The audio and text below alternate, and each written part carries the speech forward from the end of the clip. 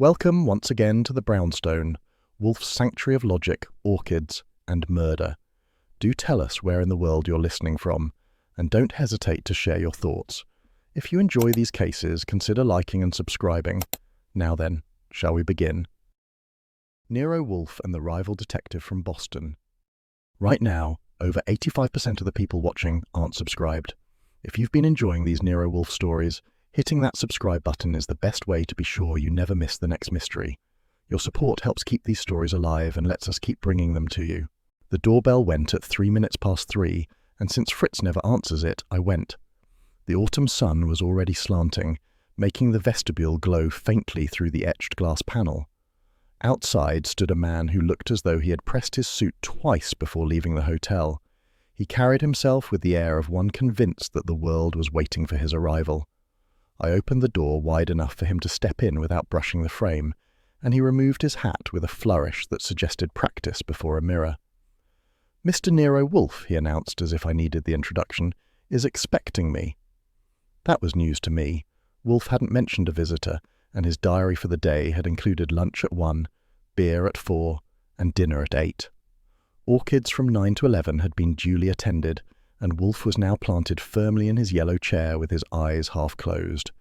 I didn't bother to tell this stranger that Wolfe rarely expected anyone. Instead, I led him down the hall. He trailed a scent of bay rum and wore a pair of silver cufflinks with a crest I didn't recognize, something with a rampant lion that was trying too hard. In the office, Wolfe had one forearm resting on the chair arm, fingers poised, as if weighing whether the effort of speaking would be worth it.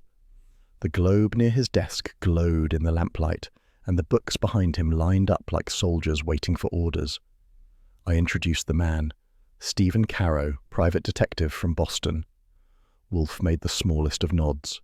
Caro advanced, offered a hand, and then, finding Wolfe had no intention of rising, let it dangle and retract with an embarrassed cough. He seated himself in one of the red chairs, crossing his legs with the careful precision of someone arranging a photograph. "I've admired your work from a distance," he began, leaning forward. "Boston follows the great cases of New York closely. I thought it was time the two of us were acquainted."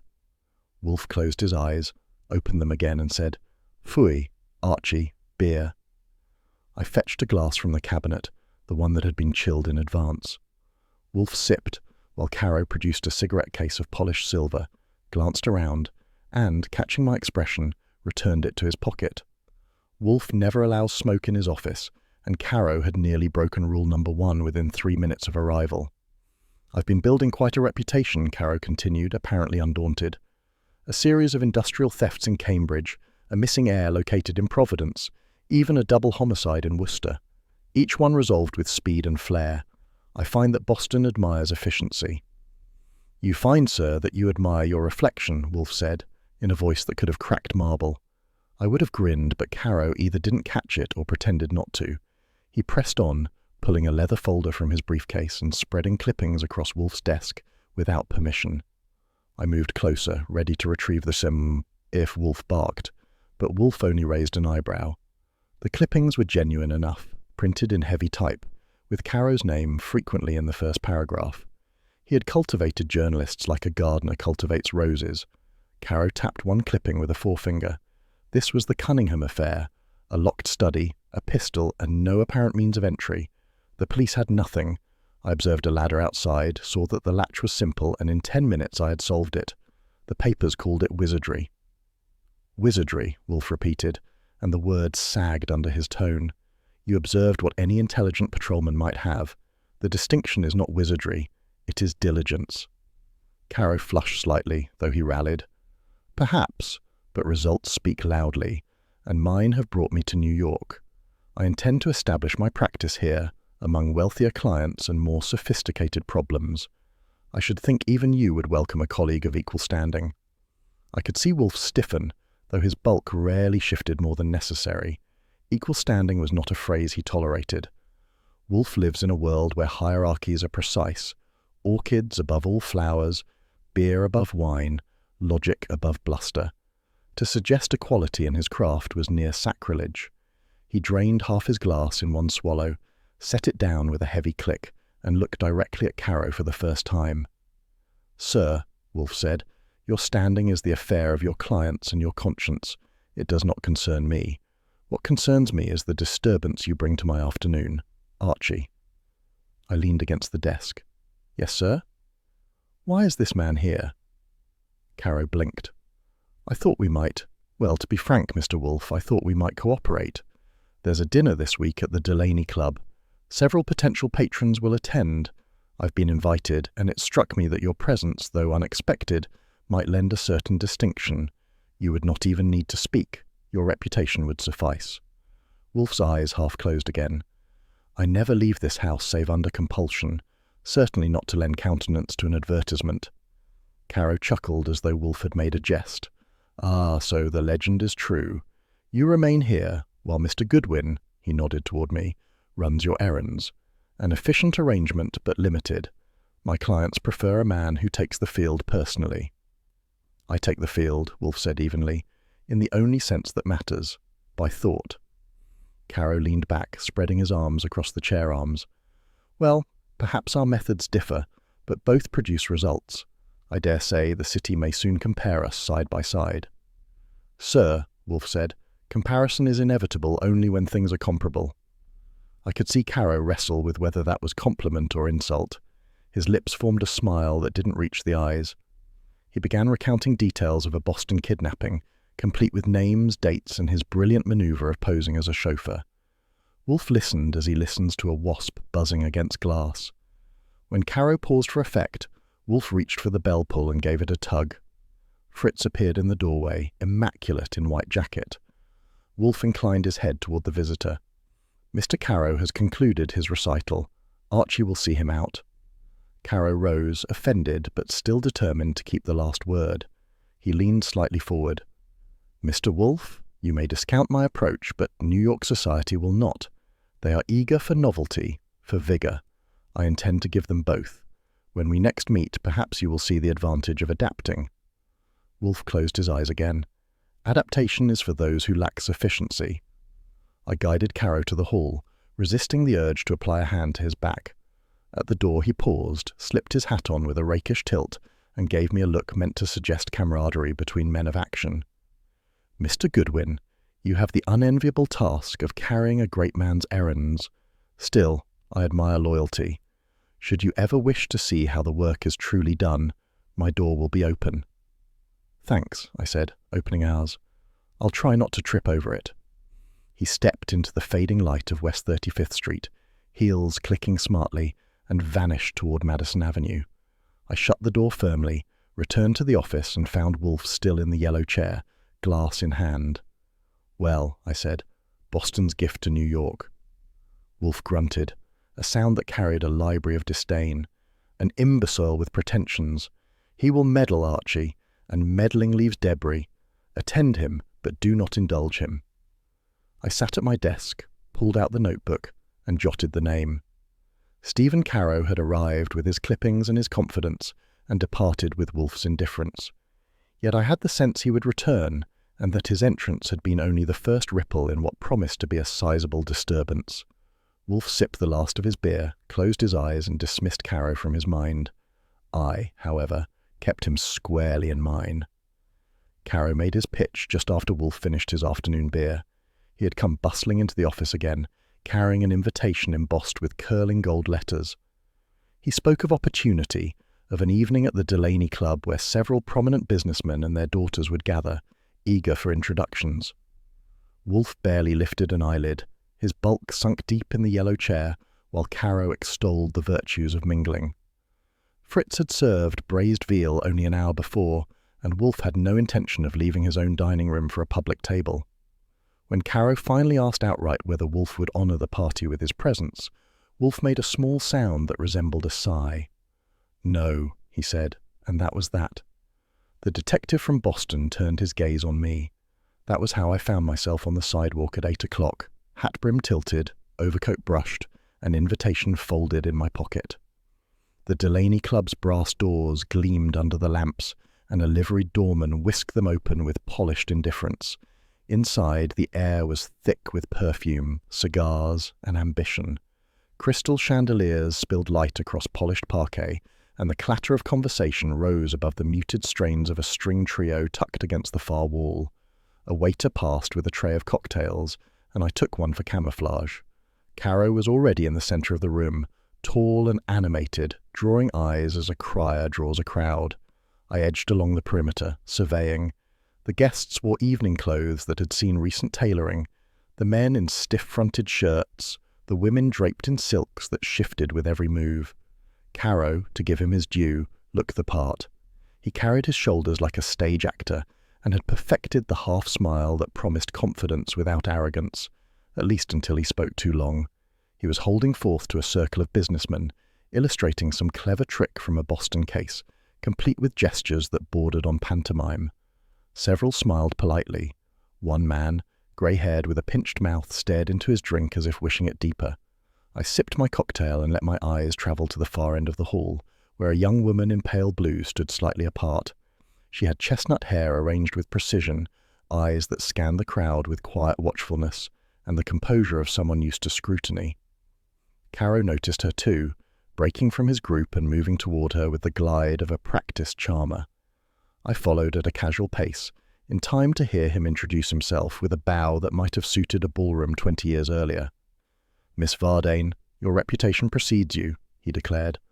"Boston has heard of the Vardane fortune, though seeing it so gracefully embodied is a rarer privilege." She inclined her head, the corners of her mouth neither smiling nor frowning. "You must be Mr. Caro.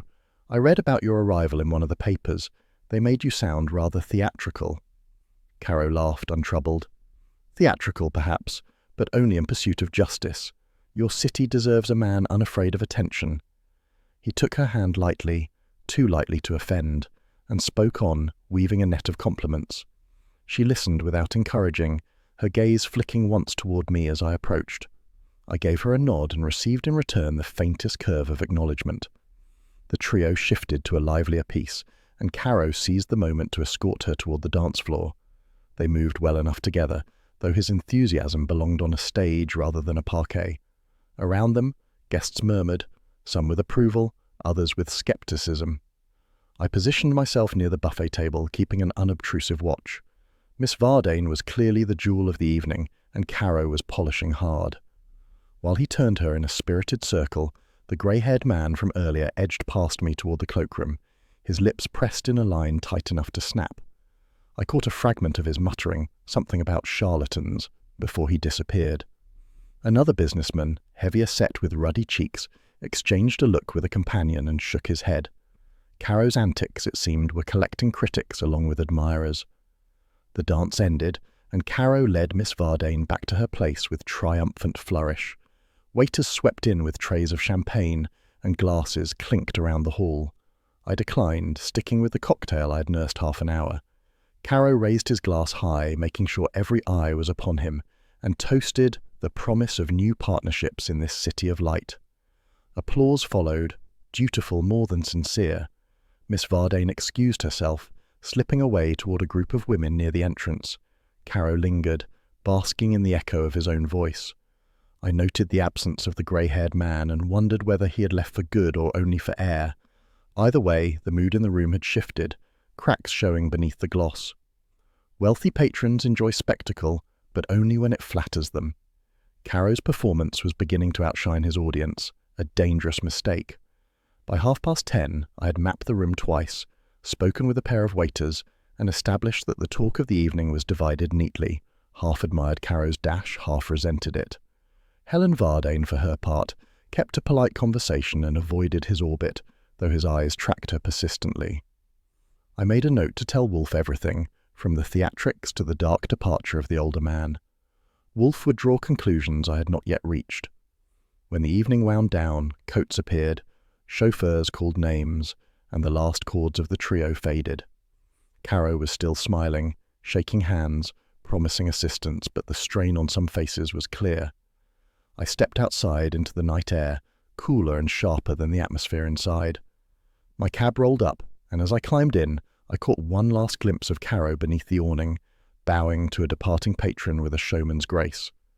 I gave the driver the address of the brownstone.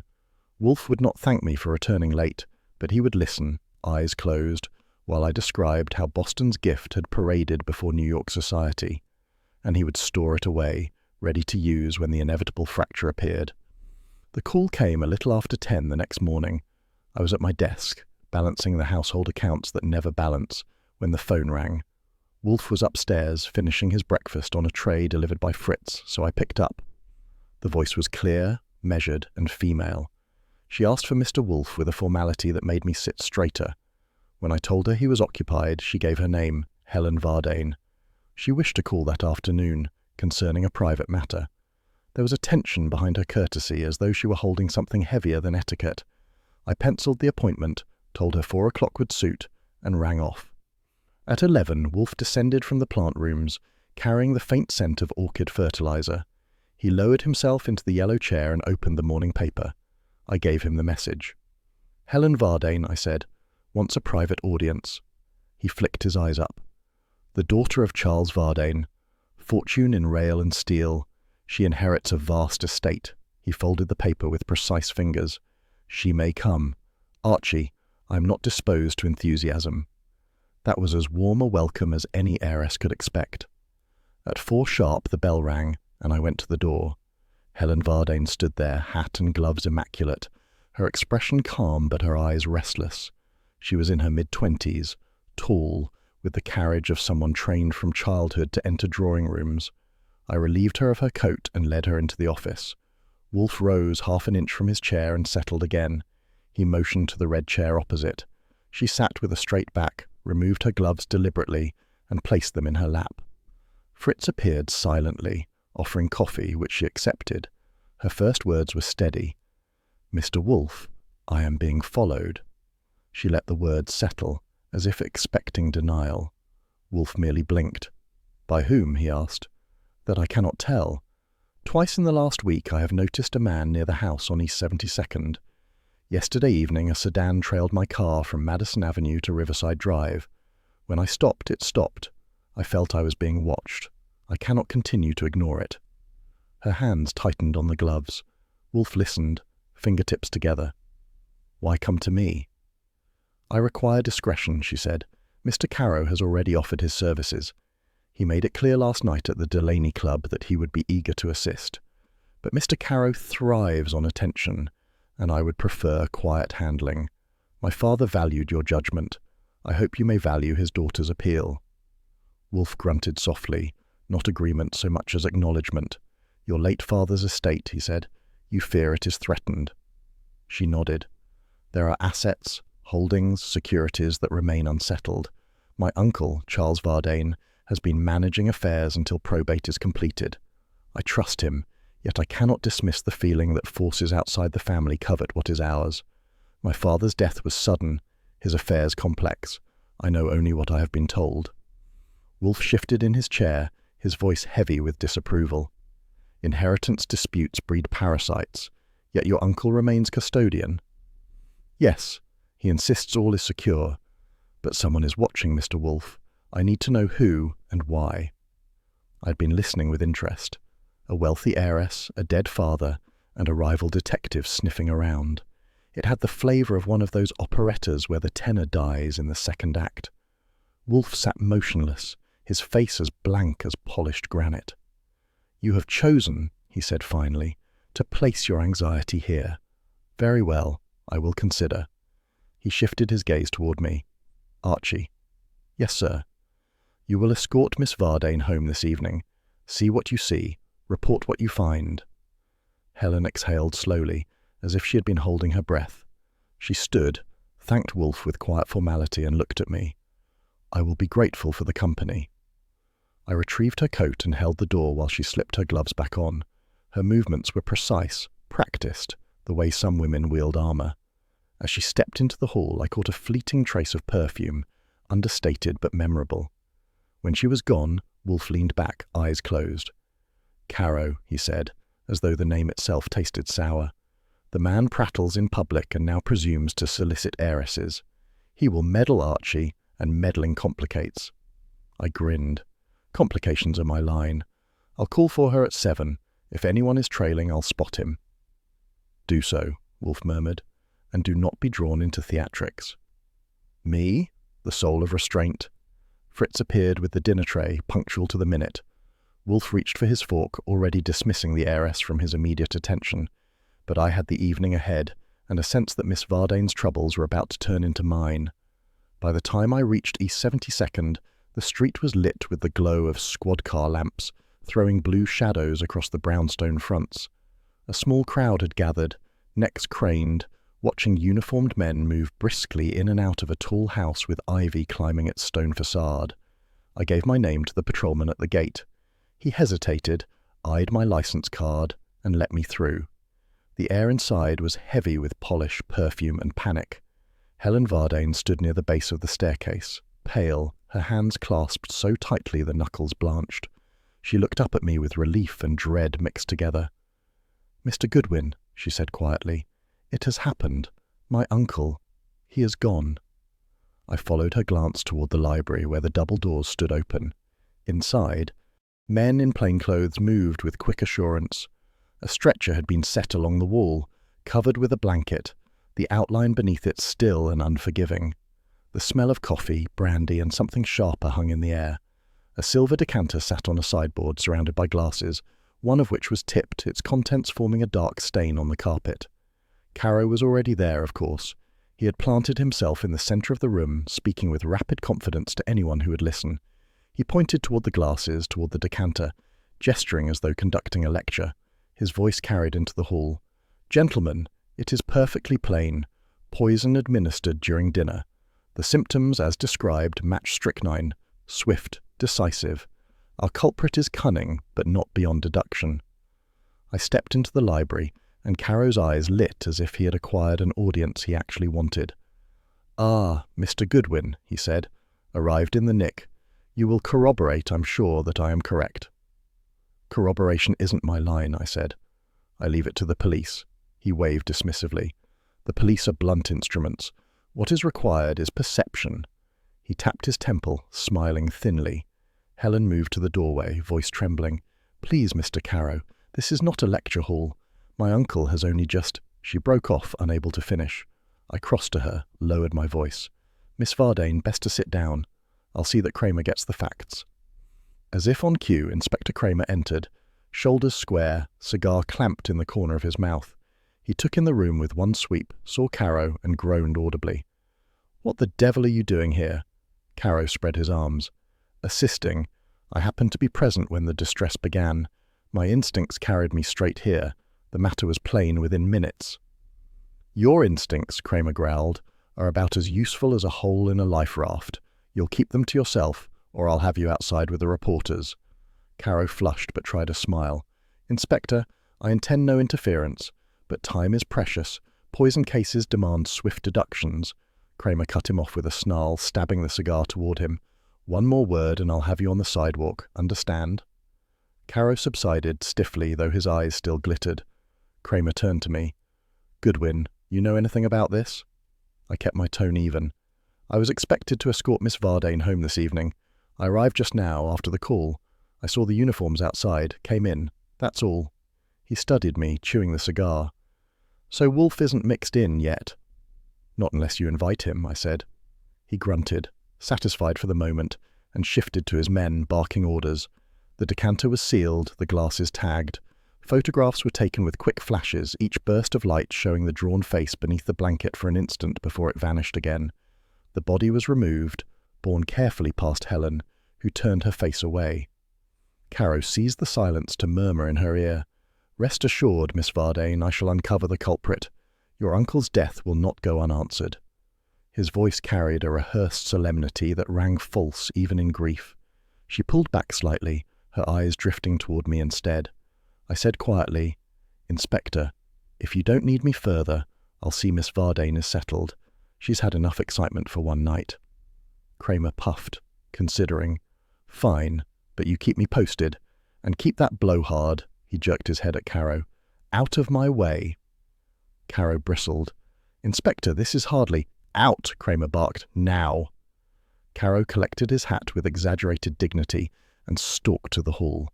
His footsteps echoed down the marble floor like a man hoping his heels would speak louder than his voice.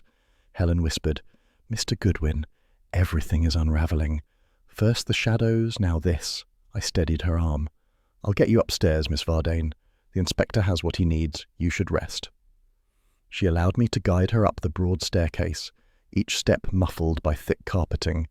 Behind us, the voices of police carried faintly, orders crisp, shoes scraping. From a landing window I saw the flashing lamps still painting the street, and beyond them, the dark mass of the city waiting with indifference. In her sitting room she lowered herself into a chair, her composure fraying now that we were away from the crowd. "They'll say it was natural," she whispered, "or an accident. But it was not. I saw him falter. I saw his lips darken. He was poisoned." I crouched beside her. "Then it will be proved. The police aren't fools, even if Caro treats them like an audience. But for tonight, you should think only of rest. I'll stay until the house is quiet." She looked at me, gratitude shadowed by fear. "Will you tell Mr. Wolfe?" "Yes," I said. "He'll know how to weigh it." She pressed a handkerchief to her lips, eyes glistening, and nodded. Outside the door, footsteps approached, receded. The house was still alive with motion, but the heart of it had stopped beating. I stood at the window, watching the lights below, and thought of Wolfe in his chair, eyes closed, beer within reach, waiting for my report. Tonight, the case had crossed the threshold, and there was no turning back. The morning began with Wolfe at his desk, a newspaper balanced in his thick hands, the first beer of the day already half drained. The bell rang, and when I opened the door, Stephen Caro stood there with his usual polish, silver cufflinks gleaming, cologne loud enough to carry into the vestibule. He grinned as though the headlines themselves had followed him up the steps. He swept inside without waiting, voice pitched for the stage. "Goodwin, announce me at once. Wolfe must hear that yesterday's observation about the decanter was no fluke. The city now recognizes it as decisive. Boston methods stand vindicated." Wolfe did not look up from the page. "Phooey." Caro planted his hat on the corner of Wolfe's desk and pressed on, mistaking contempt for invitation. "The newspapers already echo my words. They hail the precision with which I named the poisoned vessel before the police had even cleared the room. Interviews have been requested, and I shall give them freely. Transparency, not secrecy, is what this city craves." I leaned against my desk. "So, you're here to remind us of what you already shouted last night? Must be nice to get paid twice for the same tune." Wolfe turned a page with deliberate care, then finally raised his eyes. "Sir, repetition does not strengthen truth. It only betrays vanity." Caro flushed but rallied. "Adaptation, Wolfe. Your era dwindles. New York society has no patience for hermits. They want detectives of vigor, men who stride into salons and proclaim answers. They want Stephen Caro." "Then give them Stephen Caro," Wolfe said, reaching for his glass. He drank, set it down, and leaned back. "But you will not bring your trumpet here." I stepped closer, fists curling, but Wolfe lifted one finger and stilled me. Caro snatched up his hat with stiff fingers, offered a bow shallow enough to be mockery, and strode to the door. "You will regret this," he snapped. "Boston men do not falter." The door shut hard behind him. Wolfe exhaled through his nose, more irritation than effort. "The man is insufferable. Vanity without ballast. Archie, note this. He will blunder, and debris will follow." "Should I sweep it up or let Kramer trip over it?" I asked. Wolfe closed his eyes again. "That depends on Kramer's tolerance." The telephone rang before I could answer. I crossed to my desk and lifted the receiver. Inspector Kramer's voice rasped through, muffled by his eternal cigar. "Goodwin, put Wolfe on." "He's busy digesting Boston's wisdom. Cut the jokes. This case is tied in knots, and your fat boss is good at untying knots. I want his angle." "One moment." I covered the mouthpiece. "Kramer wants your angle."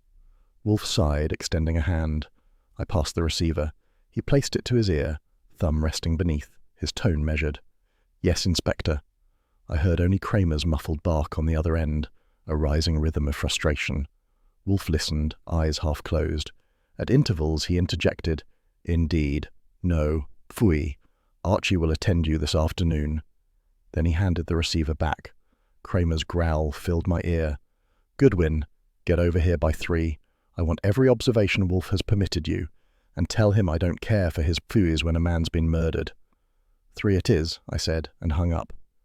Wolfe leaned back, closed his eyes and reached for his beer again.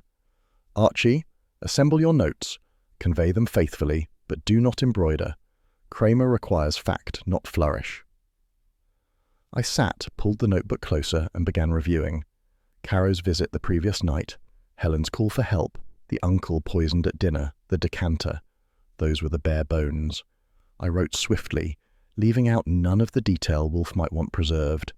Across the room, Wolfe's breathing deepened into his contemplative rhythm, the rhythm of a man already constructing order from fragments. I knew better than to disturb him.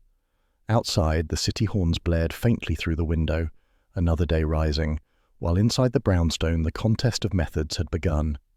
Inspector Kramer arrived late the next morning, cigar clenched so firmly it looked in danger of permanent fusion. He dropped into a red chair without ceremony, the smell of smoke trailing him despite his effort to keep it unlit. Wolfe, already ensconced in the yellow chair, lifted a brow and reached for his glass of beer. The air in the office carried the faint tang of polish and orchids, which did little to soften the inspector's mood. "All right," Kramer began. "You want names, you'll get them. And don't say fwy till I'm done."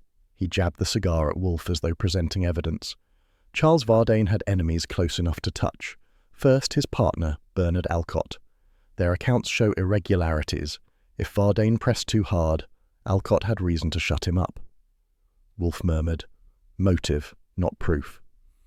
Second, Kramer pressed on, the secretary he dismissed last year, Agnes Hill. Put in 12 years, then got tossed with half pay. She's been nursing a grudge ever since, and she wasn't shy about saying so. "Again," Wolfe said evenly, "a grievance does not equate to poison." Kramer glared, then continued. Third, the cousin, Richard Vardane. He and the old man argued over money. Witnesses heard Richard threaten to settle matters one way or another. Caro's already telling the papers Richard did it, says he overheard enough to be sure. I couldn't help grinning. Caro's theories come free with every subscription. I doubt he overheard more than his own voice. Kramer ignored me. "And don't forget Helen. She inherits directly. I don't like it, but we have to keep her on the list until she's clear. Everyone's under the glass." Helen's name in that company made me shift in my chair. Wolfe's expression darkened, though his voice stayed calm. "You should beware, Inspector. To proclaim guilt prematurely is to poison the investigation itself." Kramer jammed the cigar between his teeth, growled and rose. "Then give me better. I don't care for Caro's grandstanding, but he's feeding the papers and the commissioners chewing my ear.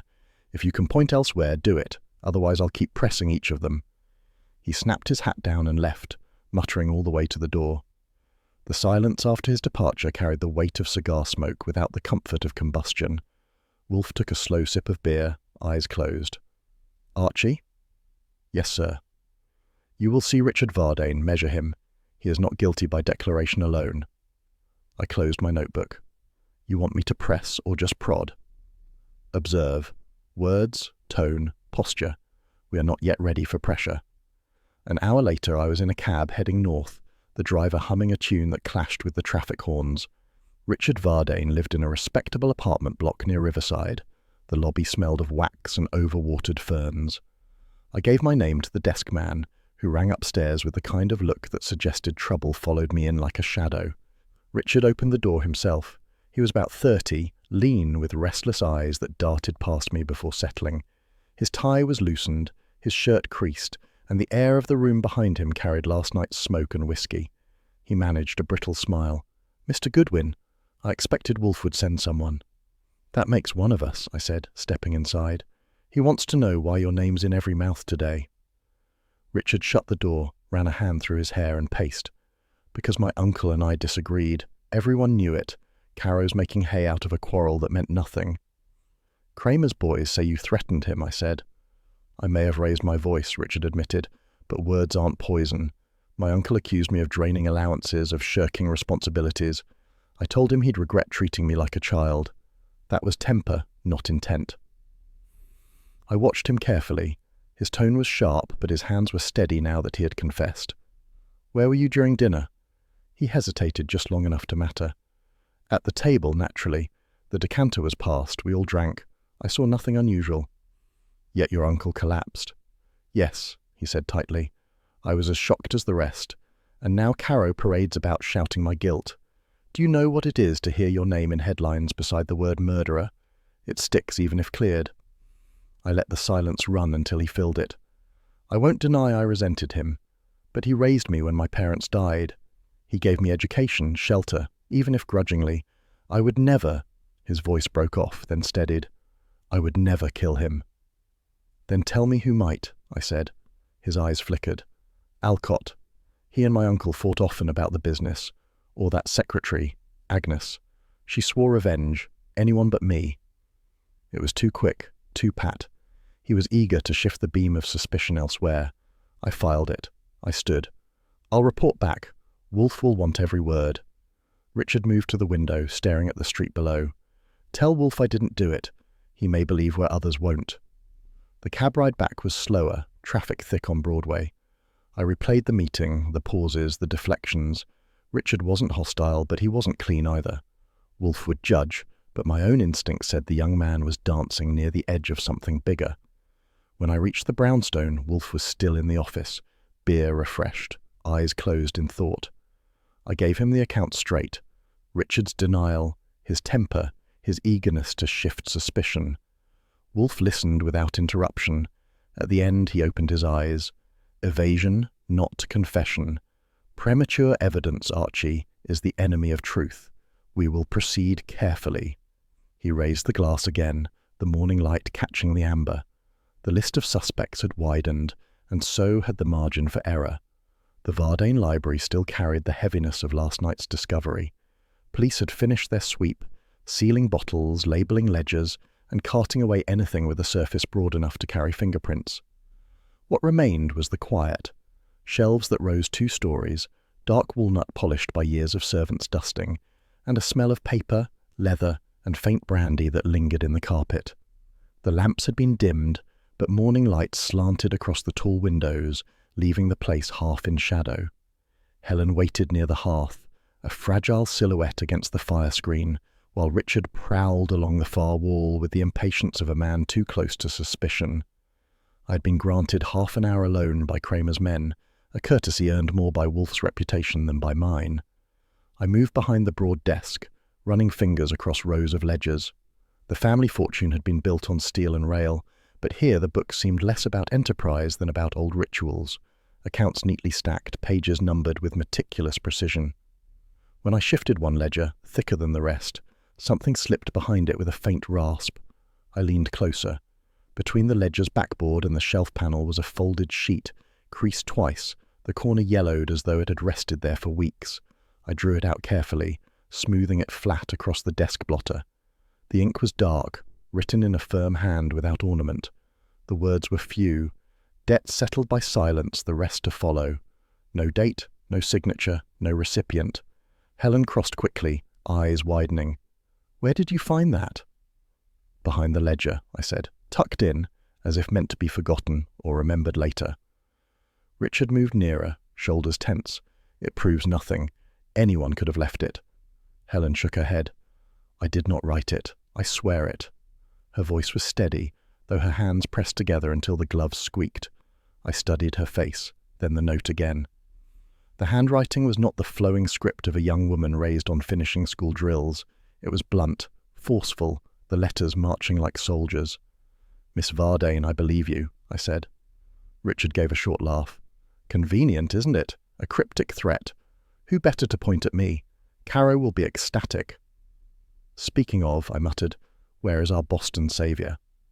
The answer arrived before the question had cooled. Caro entered without pause, hat in hand, eyes gleaming at the sight of us gathered. I knew I would find you still pouring the evidence, he announced. What treasure have you unearthed? Helen stepped back, but Richard's face hardened. I held the paper up without ceremony. A note, found behind a ledger, refers to debts, silence, and something yet to come. Caro seized it with theatrical delicacy, holding it between 2 fingers as though the ink might leap off and singe him. He read aloud with relish, each word pronounced for maximum effect. Ah, perfect. Richard, you see, it is yours. You owed your uncle, you quarrelled, you settled the debt by silence. His silence. How fitting. Richard's temper flared. That is a lie. I never— Your denial is too quick, Caro crowed. The guilty man is always swift to protest. This note seals it. Motive and method combined. The police will have no choice. I had moved closer while he performed. Caro, you're as bad as a circus barker. You've had the note for 30 seconds and already it's a conviction.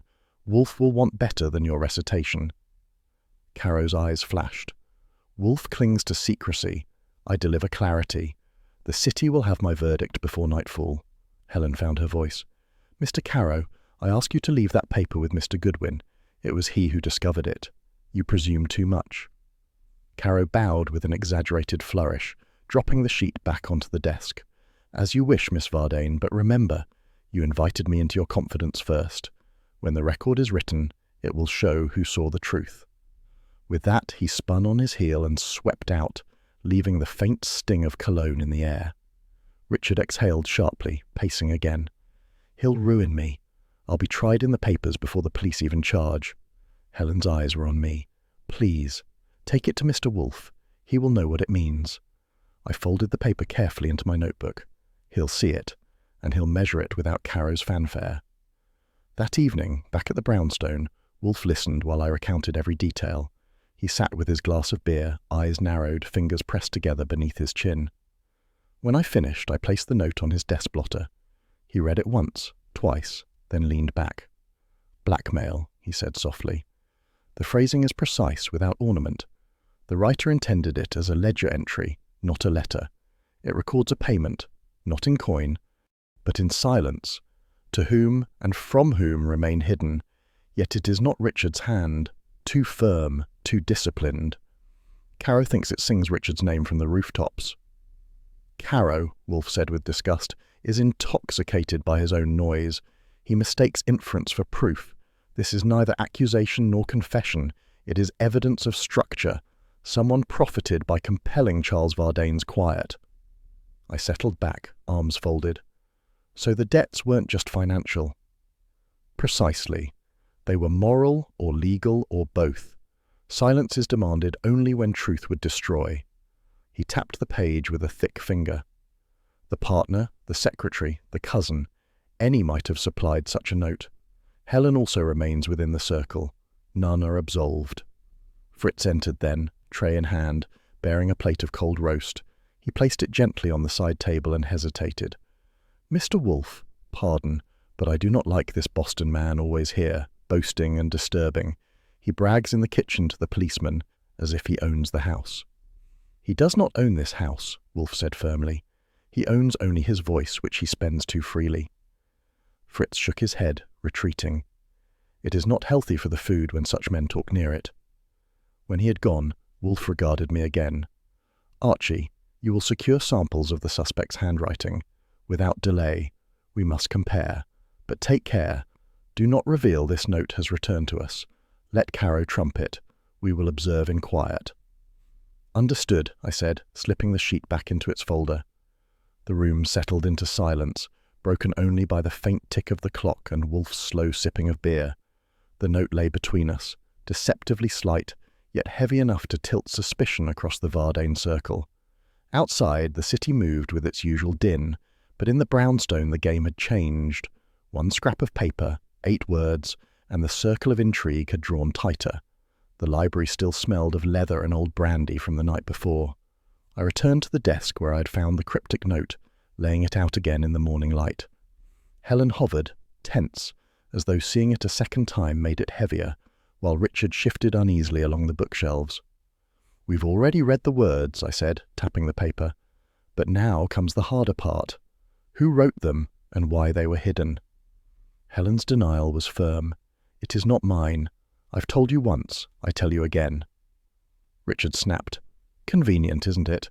A threat tucked away, and Caro ready to scream my name across the headlines. As if summoned, Caro entered, crowing at the sight of the note displayed again. So, you've finally chosen to examine it properly. Allow me to interpret. His theatrics continued, but this time I wasn't watching the note. I was watching Richard's face tighten, Helen's jaw stiffen, and the cracks in their patience widen.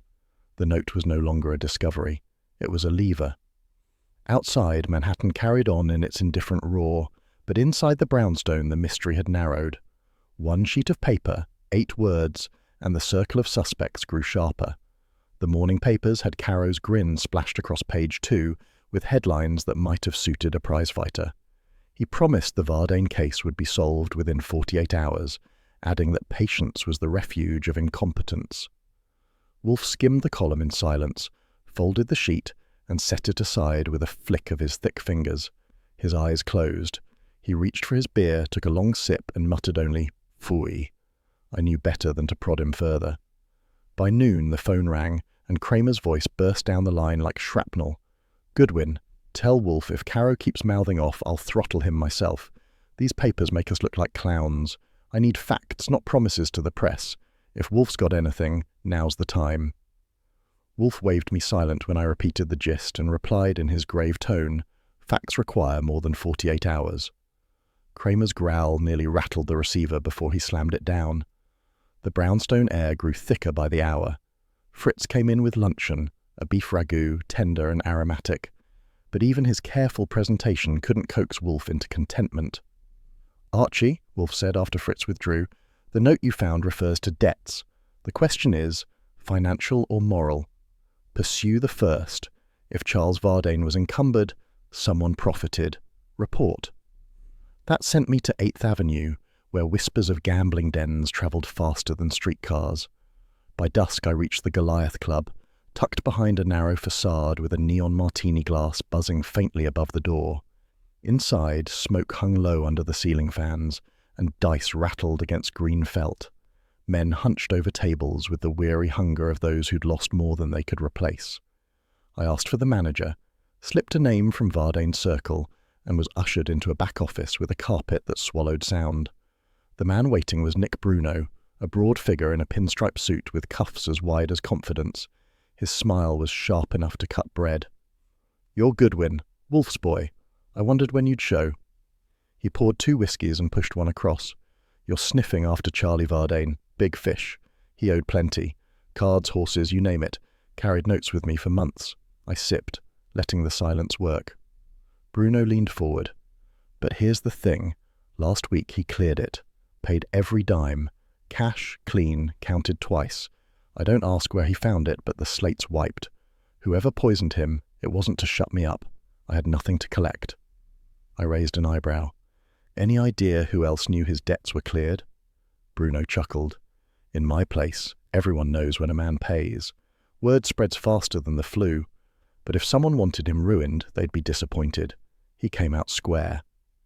Back on the street, the neon glow buzzed over the pavement, throwing my shadow long against the brick.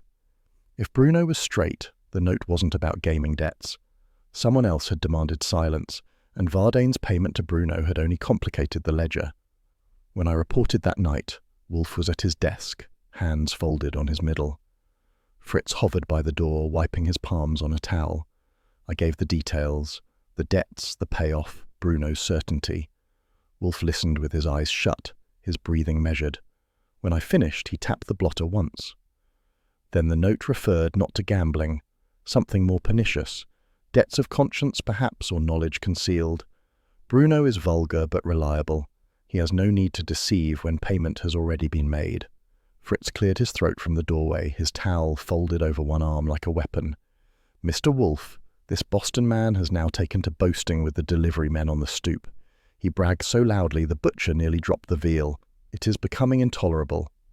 Wolfe muttered, "The food will endure, Fritz. Whether I will is less certain." The morning after my trip to the Goliath Club, Wolfe summoned me into the office before I'd finished the first cup of coffee.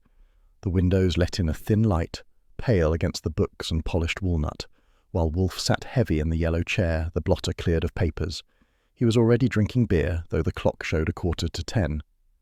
"Archie," he said, "we will employ Mr. Panzer. The time has come for precision." That was all. A call placed to Saul brought him to the brownstone just after 11. He entered quietly, as always, flat cap in hand, his shoes carrying no sound across the carpet. Where Caro filled every inch of space with his voice, Saul compressed himself until he seemed scarcely to disturb the air. Wolfe gestured him to a chair, not one of the red ones, but the straight-backed seat against the wall that Saul preferred. "Mr. Panzer," Wolfe said, "you will make a discreet inspection of Charles Vardane's correspondence. His files, his letters, his business records. The police have their copies. You will find other avenues. Seek anomalies, contradictions, signatures that betray deceit. Archie will provide addresses. Report with thoroughness. Saul nodded once. When? Immediately. I handed him a list I had prepared, including the office of Vardane and Alcott, the safe deposit where certain papers were kept, and the lawyer's office handling probate. Saul scanned it, slipped the sheet into his pocket, and rose without further words. He tipped the cap, met my eye with the faintest smile, and was gone. The afternoon stretched into silence. Wolfe remained in the office, eyes closed, hands resting upon his girth, as if hibernating. Fritz came in with luncheon, a plate of dumplings and cream sauce, and later with coffee, but Wolfe spoke little. My task was to monitor the telephone, which I did, tapping the pencil against the blotter in intervals. The city's noises filtered through the closed windows. Horns, the cry of a newsboy, a distant siren. Hours passed. By 6 o'clock, Saul returned. He entered without fanfare, removing his cap and folding it neatly. From his coat he drew a thin packet of papers bound with string and placed it before Wolfe. Letters from Bernard Alcott's office, he said quietly. They were in a file marked Joint Contracts Miscellaneous. Alcott did not expect anyone to look closely. I untied the string. The papers were correspondence between Alcott and Vardane covering months. At first they concerned ordinary shipments, steel contracts, schedules, delivery points. But then came revisions, clauses inserted, amounts altered. In the margins were annotations in Alcott's hand. V must not see full statement, and delay disclosure. The figures betrayed a pattern, money siphoned through shell accounts, obligations hidden under the guise of deferred dividends. Wolfe leaned forward, eyes opening fully for the first time all day. He examined each page, lips pursed. Fraud, he pronounced. Clumsy but effective. Alcott enriched himself while Vardane bore liability. Exposure would have destroyed him. Saul added, Several letters had been removed from the file. I recovered these from the wastebasket, torn but legible. He produced fragments fitted together with patient care. They revealed Alcott pressing Vardane for silence, hinting that scandal would collapse the firm. I whistled softly. So the debts weren't to gamblers. They were to Alcott's treachery.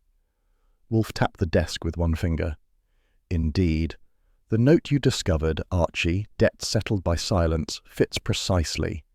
Alcott demanded silence in return for continued operation. Vardane either yielded or prepared to expose him. Poison silenced him forever. Saul watched with calm detachment. Shall I continue? Yes, Wolfe said, but with caution. Alcott must not learn too soon of our interest. Saul inclined his head, placed the cap back on, and left as quietly as he had arrived. The door closed behind him without sound. Wolfe leaned back, exhaling. There, Archie, is competence. No trumpets, no headlines, merely fact. As if summoned by the contrast, the bell rang at that moment. I went to the door and nearly regretted it.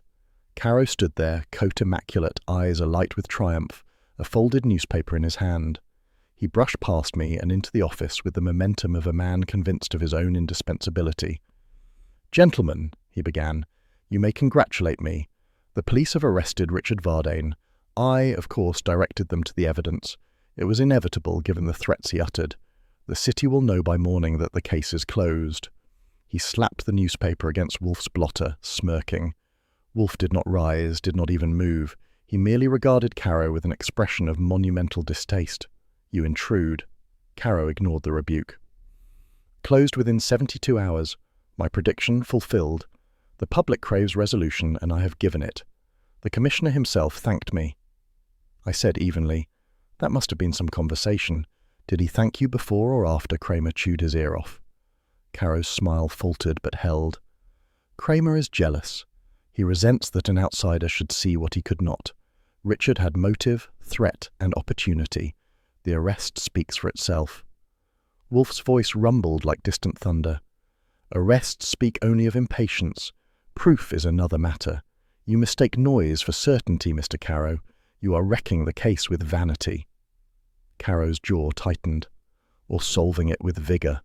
Wolfe, your time has passed. The city will remember my name when yours fades into dust."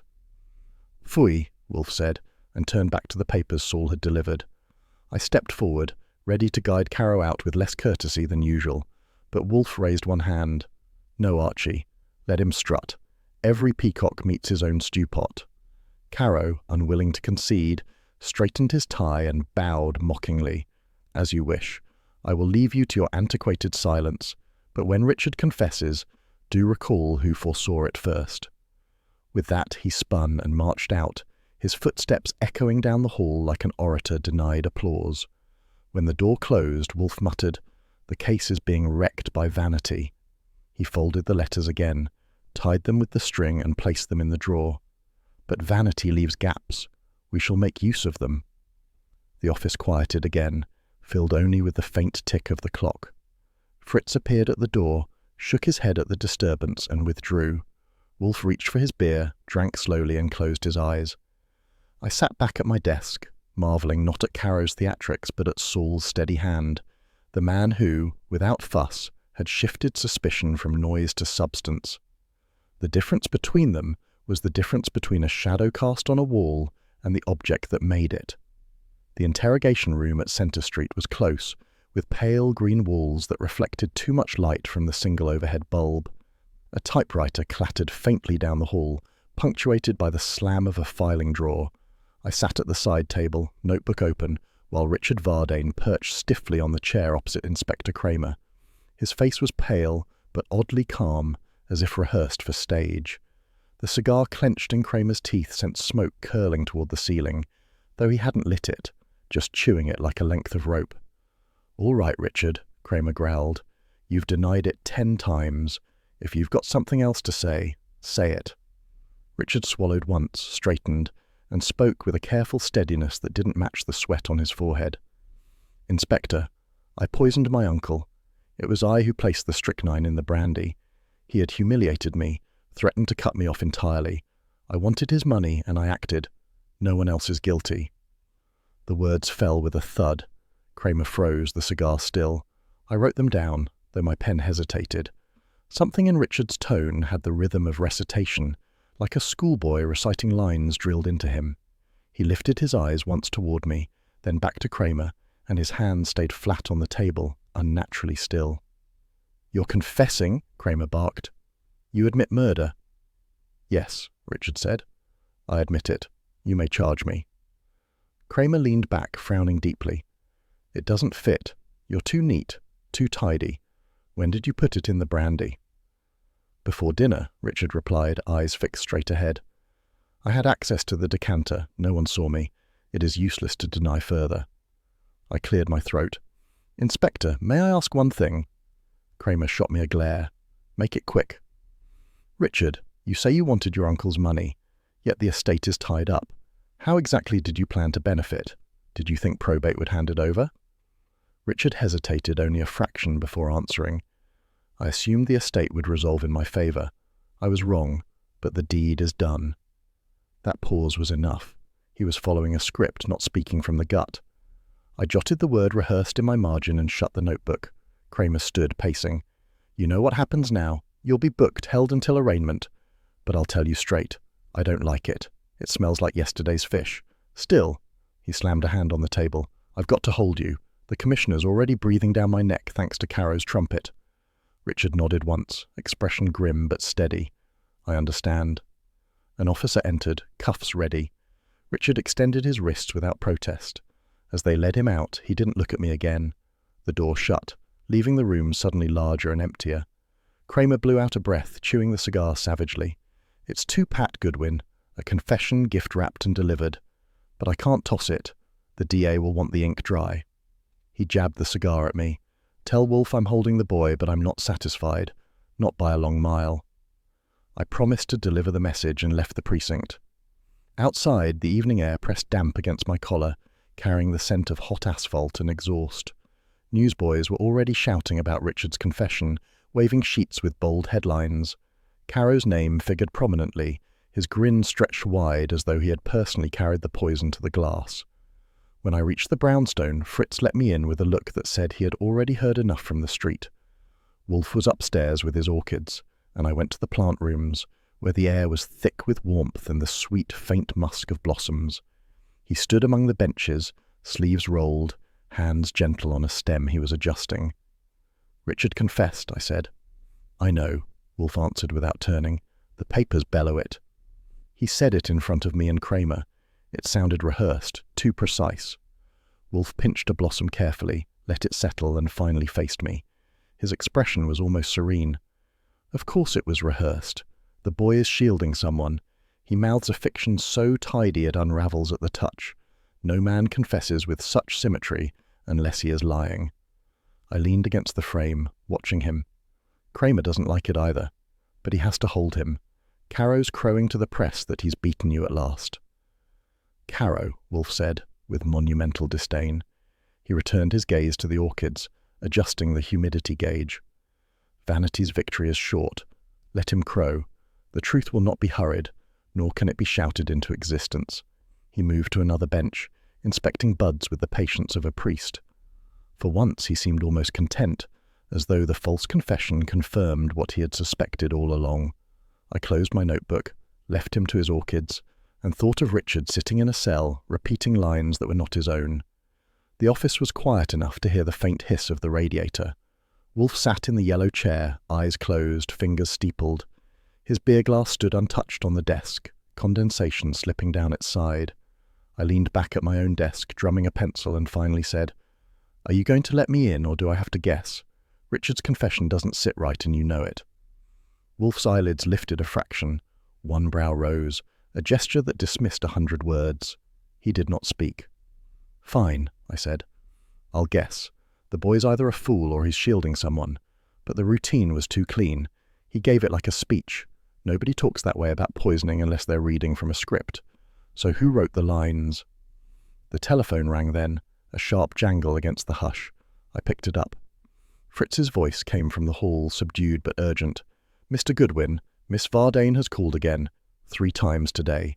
She begs to speak with Mr. Wolfe. She sounds very frightened."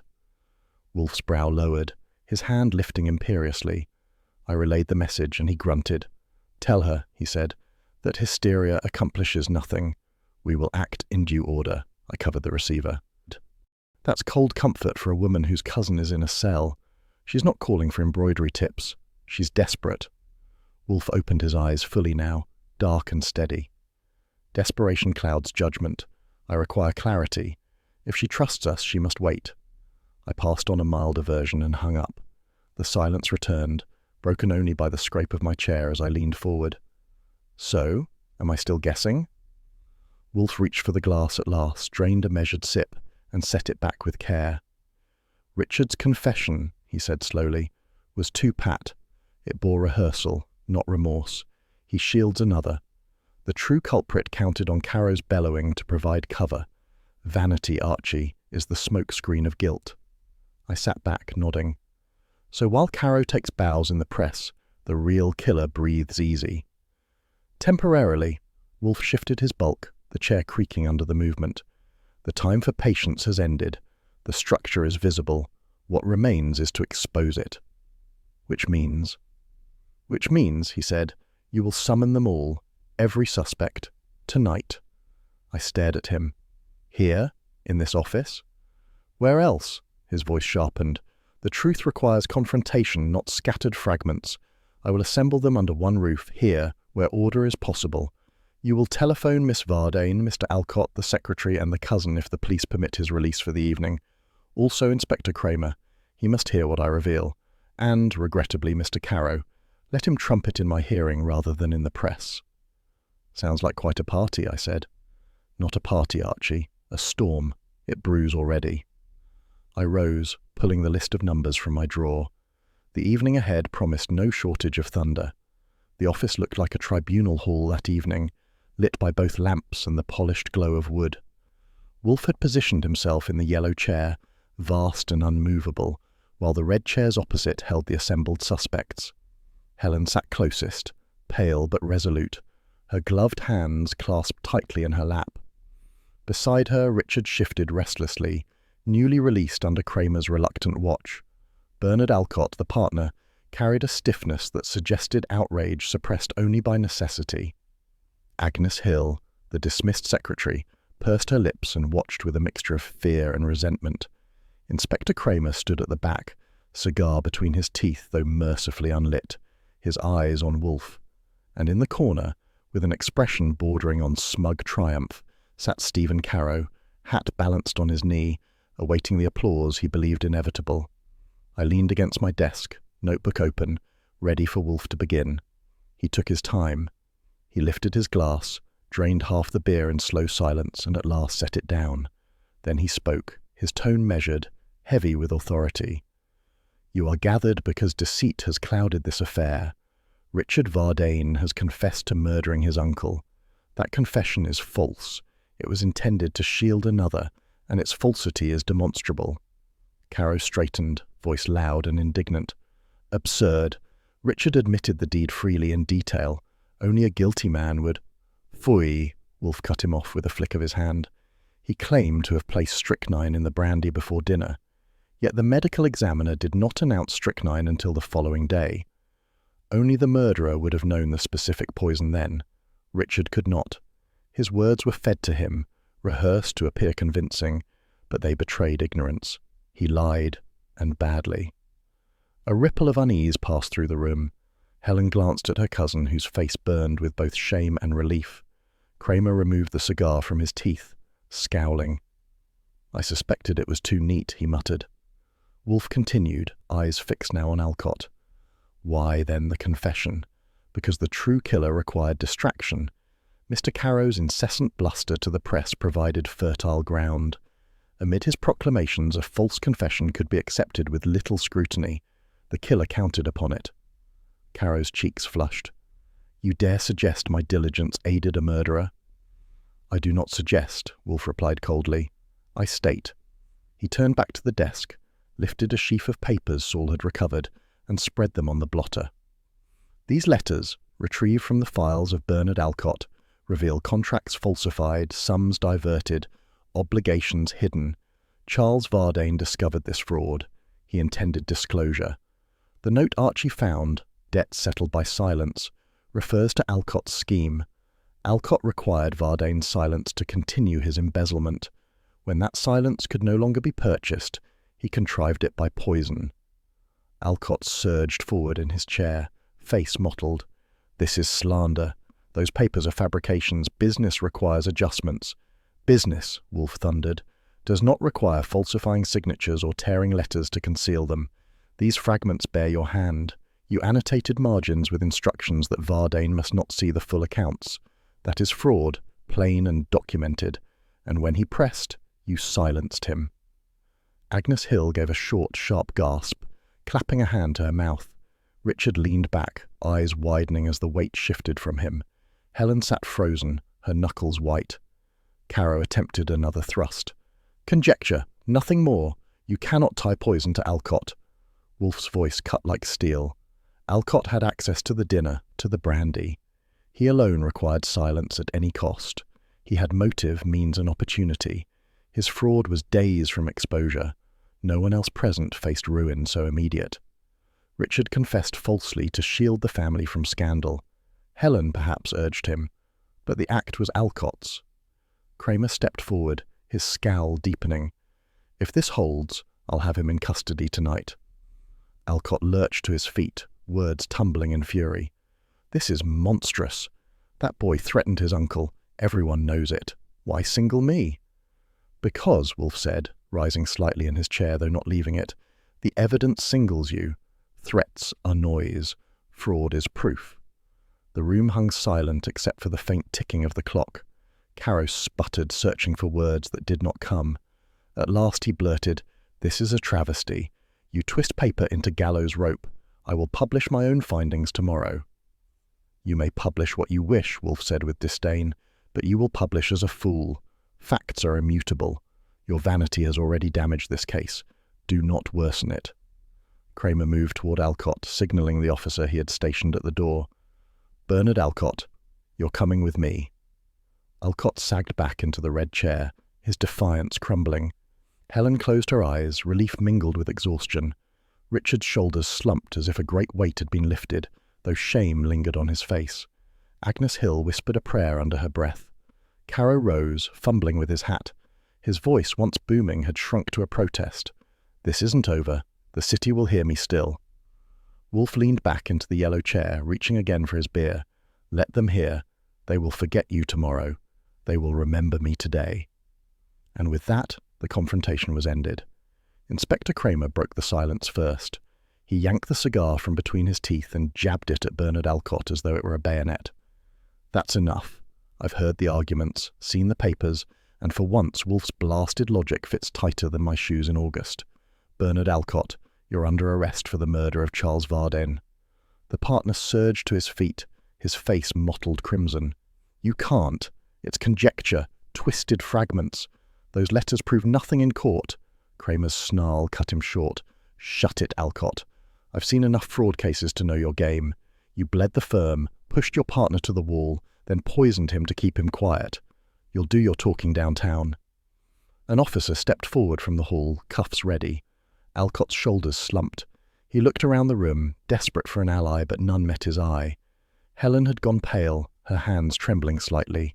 Richard stared down at his lap, shame and relief mixing on his features. Agnes Hill exhaled as though she'd been holding her breath for days.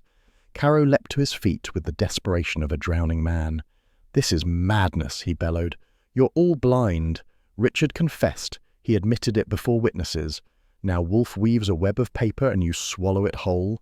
New York will laugh at this travesty when the truth emerges." Kramer shoved the cigar back between his teeth and growled, "New York will laugh all right, Caro, but at you. I told you to keep your nose out of police work. Instead, you paraded in the papers like a carnival barker, and now your star witness has collapsed. Get out before I lose what little patience I've got left." Caro flushed scarlet, his hands trembling as he snatched his hat from the side table. He turned on Wolfe. "This isn't over. You may have the inspector in your pocket, but I'll prove myself yet. Boston made me, and New York will remember me." Wolfe regarded him with monumental calm.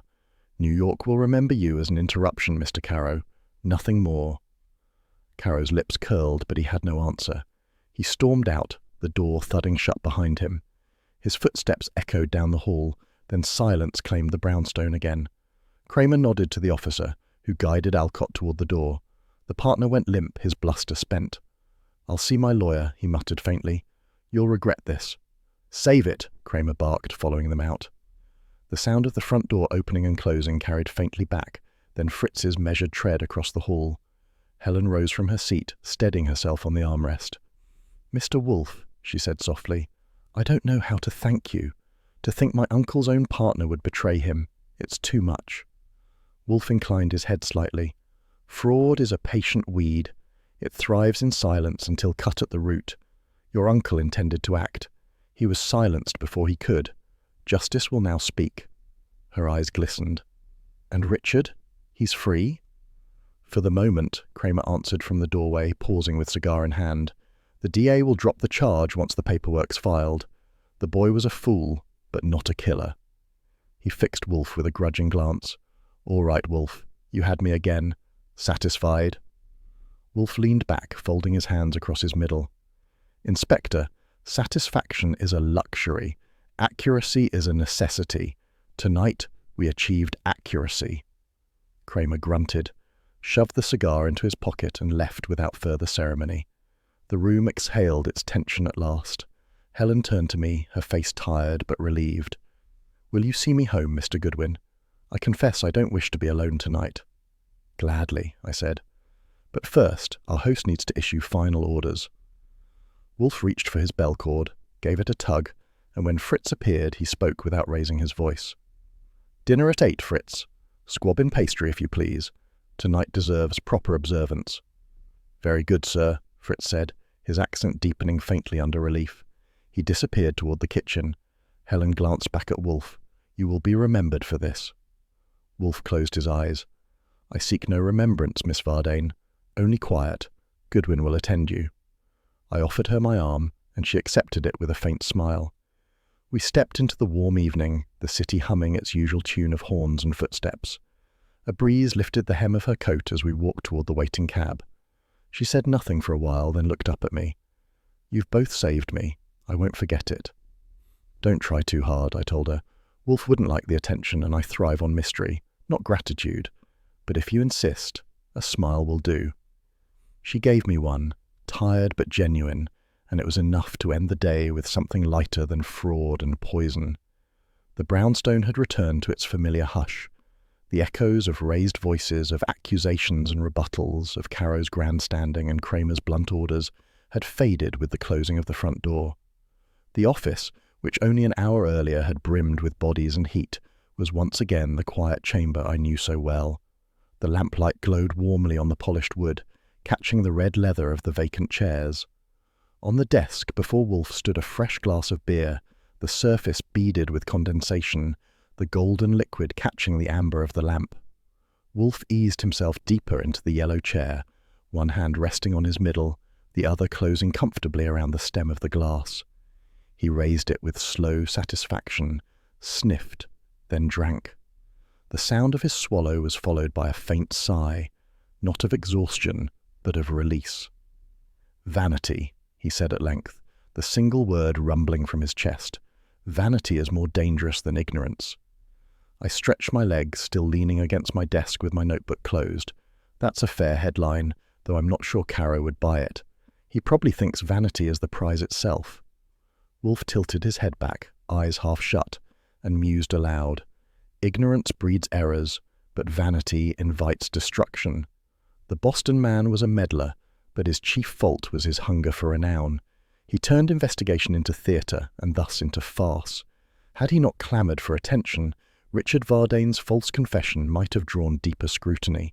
As it was, the noise obscured the truth. "You won't get me to argue," I said.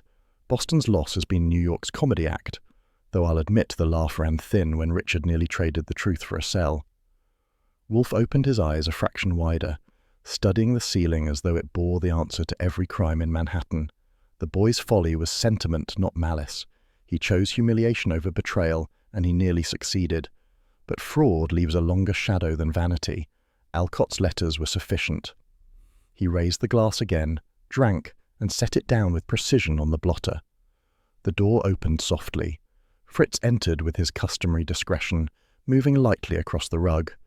His face carried the serenity of a man who had survived turbulence and was glad to find the house still standing. Without a word, he collected the empty glasses left from earlier in the evening, set them on the tray he bore, and glanced at Wolfe. "Dinner is prepared for 8, sir. Squab in pastry as you requested." "Very good," Wolfe replied, closing his eyes again. Fritz's gaze turned briefly to me, and I offered him a nod.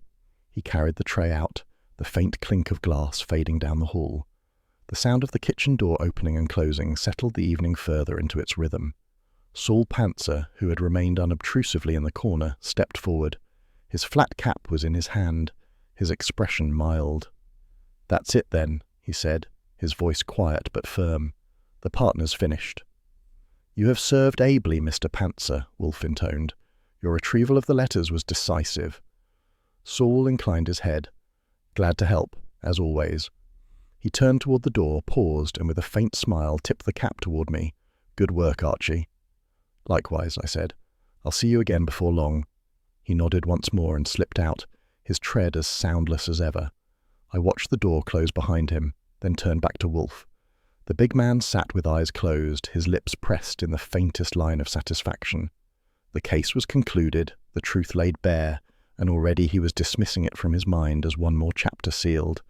The Orchids would call him tomorrow, the routines of the brownstone would resume, and Bernard Alcott would be consigned to the annals of the condemned. "You've got a talent for forgetting the circus the minute it leaves town," I remarked. Wolfe's eyes did not open. "It is not forgetfulness. It is order. The case is concluded. To dwell upon it would be to indulge in the very vanity we have condemned." "Maybe," I said, "but if I ever write my memoirs, I'm giving Caro a full chapter. Comedy deserves its share." A faint grunt answered me, the kind of sound Wolfe made when he considered my remarks beneath reply. His hand reached again for the beer, lifting it with deliberate care, and he drank. The clock on the mantel ticked steadily, the room wrapped once more in its familiar peace. I crossed to the window, pulling the blind aside just enough to glimpse the street below. The evening had settled into its usual rhythm. A taxi rolled past, headlights glinting on the wet sheen of the pavement from the hydrant Fritz had let run earlier. Across the way, a man walked his terrier with the slow patience of habit, unaware of fraud, poison, or vanity. The city had a way of shrugging off each crime we uncovered, returning to its restless pace as though nothing had happened. Behind me, Wolfe shifted in his chair, reaching for the beer again. The second glass, poured to the exact temperature Fritz kept with relentless care, was as chilled as the first. He lifted it, savoured it, and spoke without opening his eyes. Ignorance may wound, Archie, but vanity kills. One is the absence of knowledge, the other, the excess of self. I let the blind fall back into place. Tell that to Caro when he tries to sell his memoirs. If Boston was his birthplace, New York just gave him a brief run as comedy. That drew the faintest curl of Wolfe's lip. Boston may keep him, we shall not. I sat on the edge of my desk watching him. You're dismissing him already? Correct. Wolfe's eyes closed again. He was irrelevant to the crime, though regrettably pertinent to its confusion. Now he is irrelevant to everything. I will not waste thought on him. Convenient, I said. I wish I had that trick. I still see Helen's face when she heard her uncle's partner named as the killer. Relief, yes, but not the kind that lets you sleep easy. She'll carry that shadow a while. That, Wolfe murmured, is her burden, not ours. Our task was demonstration, and it is accomplished. The clock chimed the half-hour. I could hear Fritz moving in the kitchen, preparing plates with the meticulousness of ritual. The faint aroma of pastry drifted along the hall, buttery and rich.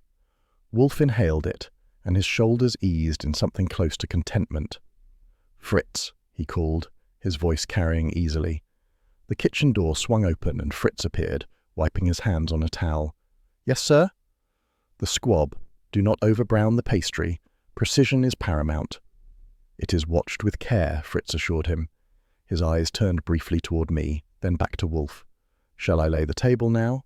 In 20 minutes, Wolfe said, waving him off. Fritz withdrew again, the kitchen door closing softly. I opened my notebook, more from habit than necessity, and flipped a page. The lines of the case stood neat. Alcott's fraud, the false confession, Caro's bluster.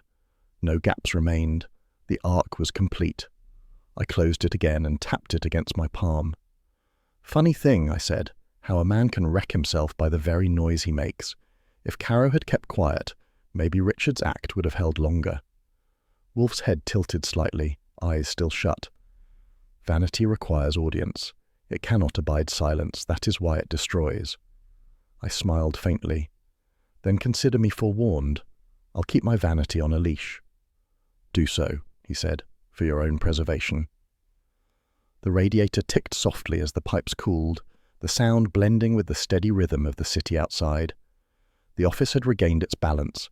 The case that had pulled us into another family's ruin was now behind us, neatly filed in the ledger of completed affairs. Wolfe would return to his orchids in the morning, and I would chase the next client who rang the bell. The front door creaked faintly. Saul's step crossed the hall once more. He must have paused outside, waiting. He pushed the door open a notch, his cap still in hand. I'll head out now, he said simply. Wolfe opened his eyes long enough to regard him. Again, my thanks, Mr. Panzer. Saul nodded. Glad to do it. His glance flicked toward me, and he gave the smallest smile. See you around, Archie. I lifted a hand in salute. Any time, Saul. He tipped the cap, then was gone, the door closing behind him. Wolfe shut his eyes once more, his breathing deep and even. He had no intention of rising until Fritz announced dinner. The case was already sealed within him, tucked into the same vault that held 100 others, no longer troubling his peace. I leaned back, listening to the quiet. The storm had passed. Outside, the city hurried on, unaware that in one house on West 35th Street, justice had been measured, weighed, and served with precision. 8 o'clock drew nearer, and the smell from the kitchen grew stronger, promising pastry and meat. Wolfe shifted only once, lifting his glass for the final swallow. Archie, he said, eyes still closed, you will not mention Caro again in this house. I raised my brows. Not even for laughs. Not even for ridicule. Vanity is not to be fed, even in absence. I chuckled softly. All right. Boston's loss, New York's brief comedy, and now our silence, curtain down. Precisely, Wolfe said. His lids did not stir. The bell cord trembled once more under his hand. Fritz, dinner. And so the evening ended, not with argument, but with pastry, beer, and quiet.